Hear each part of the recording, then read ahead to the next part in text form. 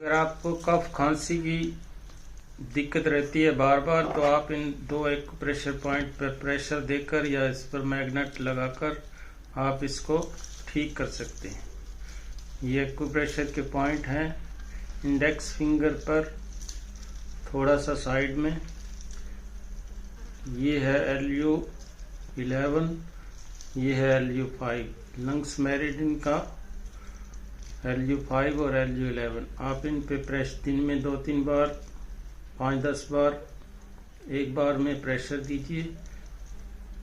और या इस पे अगर आपके पास मैग्नेट है तो आप इस पे येलो मैग्नेट लगा सकते हैं और इस पे दिन में 3-4 बार ऐसे प्रेशर देते रहें।